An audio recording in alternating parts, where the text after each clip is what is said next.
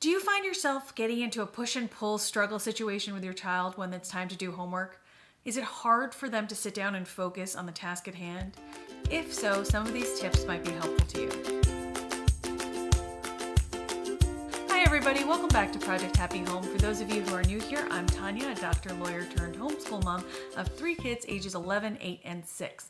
In today's video, I'm collaborating with my friend Danielle over at TakeCareMama, and we are going to share some of our tips and tricks for helping your child focus during their homework time, during their homeschool time, especially during this time of pandemic. So many families are experiencing difficulty with online learning. Getting your child to sort of focus and hone in at what they're supposed to be doing, when they're supposed to be doing it, specifically when it's not very interesting to them. All of us moms and dads of children with ADHD know that this can be a struggle. I have learned a lot from my son in terms of what works for him, what kinds of things can help him regain his focus when he loses it. As we all know, with ADHD in particular, it's not so much a deficit of attention as it is a disorder of attention or difference of attention. So they can hyper focus when they are interested in what they're doing. For example, building a new Lego castle or building anything really, or doing something creative that they've come up with on their own, a video game, a computer game, programming. When they are engaged in the task at hand, painting a picture, whatever it may be, they are hyper focused, and that's actually a superpower of theirs. They can really hone in on what is interesting them at the moment. And there are 2 ways of going about this, right? One way is to increase their interest in the activity at hand. That's awesome when you can do it. If you can make math more fun somehow, do that, like bring in manipulatives, bring in the things that make it more interesting. For example, my son had to write an essay recently, and instead of doing the actual assignment, which was to write an essay on a sporting event, he's not really into sports, I let him write an essay on the development of a video game. So he wrote about the Legend of Zelda series, and he just wrote and wrote and wrote and wrote, and he did a great research paper. It was 4 pages long. He happily did a rough draft, a second draft, a final draft, and the enthusiasm level for him was so much higher because it was a topic he was interested in. So he still got to experience what it was like to research. He still got the meat of that assignment out, but he got to do it in a way that engaged his hyper-focused superpower. So when you can make something more interesting, definitely do that. However, I want more of this video to be practical tips on what you can do when things aren't that interesting. Because honestly, when you're learning your multiplication tables or you are having to do something that you don't want to do right then, like sentence diagramming or a grammar exercise or reading a book that you're not particularly engaged in, those things, it's hard to finagle a way to change it up in a way that makes it more interesting. And my tips for you are just a scatter shot of different things that we have found work in our house. For one thing, and perhaps like a fundamental thing, is a planner, like a little student planner. I just made this for my eldest. It's called the Eldest Quest, because he likes quests and video games and things like that. I put a little picture of him in there, the class title and everything. I listed out his little strengths, his weaknesses. I made it funny so that he liked it. The way you would when you choose a character in a game. And then I just made like a simple little layout here with today's task. So there's a place for the date, the day of the week it is, whether it's been graded or not by me because we homeschool, the different subjects here along the right-hand column, and then I split it into 2 blank columns in the middle for whatever textbook or workbook he's working on at the time or video he has to watch or whatever. And then here for the specific page numbers or assignments. So if I can show you a specific page that we've already filled out. Basically, I just initial here if I grade it, and all along here it just lists out his assignments and the page numbers so that he has a clear understanding of what is coming on the menu that day. Now, sometimes he has not wanted a daily planner, and so what we have done instead is what we're still doing, which is like a weekly list of things to do. So in terms of the things that can be separated out by worksheets or something simple that's just little sheets of material, we just tear it out and separate it out into weeks for the year. So I have a bunch of different weeks folders, manila folders, and he's allowed to decorate or do whatever. This type of doodling and everything, that is just a way to get out that energy, to keep your mind flowing. And I just put in all the assignments for the week that are from workbook pages or things that are a little bit disjointed. And we just have little flags to move through the different workbooks. And basically, he knows exactly what he has to do for the week. So he is allowed to attack this packet in any way he sees fit. On days when he needs more direction, I'm happy to plot it out for him on his daily calendars here. But on days when he doesn't, he's welcome to just go through this on his own at his leisure. So if he has a day where he feels like he wants to do more math, he does all his math. And the next day he attacks his grammar. So giving them that option, that little bit of power to control their own life, their own focus is really empowering, I find. And not always saying this is the next thing we're going to do and this is the next thing we're going to do. The next 15 minutes of your life is going to be defined by my wishes. So this gives him an idea of, okay, this is how much work you're going to have for the week. He can feel the weight of this folder. He can count how many pages there are, and he can sort of determine for himself how to attack his workload. This really helps, on the other hand, for things like reading assignments, etc. Things that really do have to progress in a sequential fashion.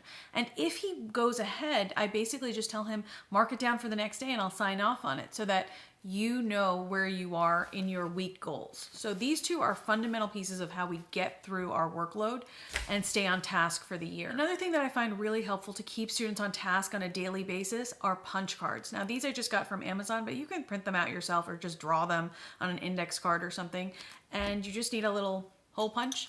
And basically, I like it because one, it gives you something fun to do when you finish an assignment, like hole punching something is fun at any age. And then you also just get to design your course of adventure. So what I say is you just need 10 punches to get out for the day.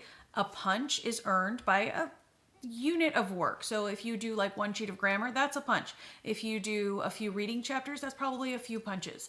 And so you get your punches, you get through your day, and you know you've done your work. We don't break for lunch until everybody has 5 punches, just to keep everybody on target. And it just keeps the day moving. If I see that people are struggling, I can change up what I think might earn a punch. For example, piano practice or something typically doesn't. But if we're having a tough day, if I feel like the energy level just isn't there, that's a good opportunity for me to assess that and say, okay, you can get your final punch by doing this. And they can measure exactly what their progress is, but they can also decide how to progress. So I really like that, because do we really care whether our children do math every single day or whether they do it and progress on a weekly basis? I have no issues with my child doing all their math on Monday and all their English on Tuesday. It is really healthy to give kids an opportunity to explore what works for them and to let them know that sometimes what you think might be best for you isn't. So if you read all of your book in one day and then you find you're stuck with math the next day, that might not be the best feeling. So it might actually be better to spread it out. But let them have that agency so that they can figure that out for themselves if you have the opportunity. So where you can give them that choice, give them that choice. Let them take ownership of their own education. Another thing that really helps keep people on task during work assignments, chores, etc., is a timer. These are my favorite timers. They are time timers. And so you can actually visually see the time elapsing. And I find that really helps my kids, the neurotypical ones and the neuroatypical ones, just to see the passage of time. They can look at it and visually see, okay, 5 minutes is less than the 15 minutes I previously had. I let different students decorate this little board. You can get the time timers on their own. See, this pops out and it just looks like a little 3-dimensional timer. It has a little alarm. You can turn the sound off or on depending on what you prefer. I liked this little whiteboard thing because we can mark the day of the week and nobody has to keep asking me. So it's another thing that helps the day go by effortlessly and well. Another thing I use in our homeschool are these little gold plasticky tokens, and everybody has their own mason jar that's labeled with their name. And I give these out for all sorts of things. We do a lot of memory work in our homeschool, so I might ask, who's the painter of the Mona Lisa? And if the person who gets the answer gets a token. I ask based on their age, so things that I know they've been reviewing. It's just a fun way to play review games. I also give it for the first person who has finished their week folder gets a token. There's just little incentives, just for fun. And they get to redeem those tokens for cash, and that goes into their bank accounts. We write down their bank accounts so that I don't have to have all this shifting money around.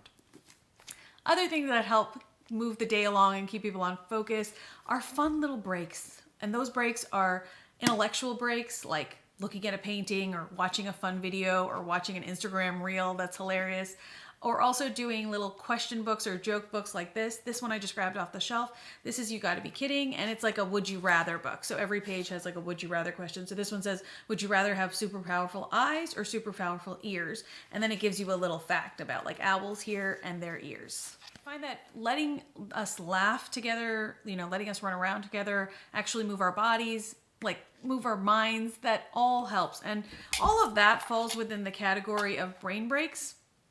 So I have a little set of brain breaks here, and this was from a book called Brain Breaks, I think. And so she has these little cards in there, and you can just pull out a card, and they have different things on them, like rock, paper, scissors, balance on one foot, balloon volleyball. I really advise everyone has balloons on hand at all times. Balloons are one of those things that you can do so many fun things with, and they're just fun. So inchworm across the room, and sometimes, you know, you just need a brain break. You just need to pull something out of your little canister and do something. Another really good brain break book that I found is this one by Neurologic. This is 101 brain breaks and brain-based educational activities. I really like this book. Now, it seems like a little thin pamphlet book, but it is chock full of ideas. So if you can see here, just on these 2 pages, it has this very in-depth description of 6 different activities here that are just quick activities that you can play, like stretching, and then that whole idea of connecting your body and your mind and getting yourself back into a place of calm and focus is really important. There's humming, bubble blowing, origami. My son loves origami. Learning a new origami thing together, that gives them that investment, you know, that idea that you are in it with them, that you are on their team. This isn't like you're doing something and they're just an irritation for you, that they're not getting their work done.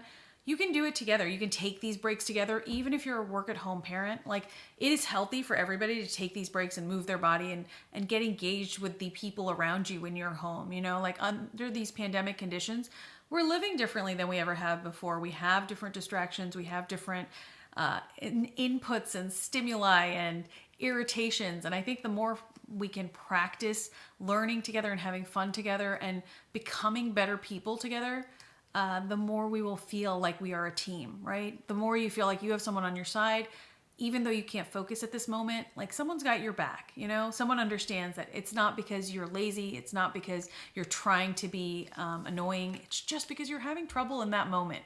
When our kids are irritating us the most, it helps me so much to think, you know, this kid is not a problem. This kid is having a problem right now. They're having a problem. Like, get in there and like figure it out with them. It's okay. Like, it will go forward. Even if you don't do any work that day, it'll be okay the next day. You know, they're not like trying to get you off the moon. It's not an emergency. Like, it's going to be fine.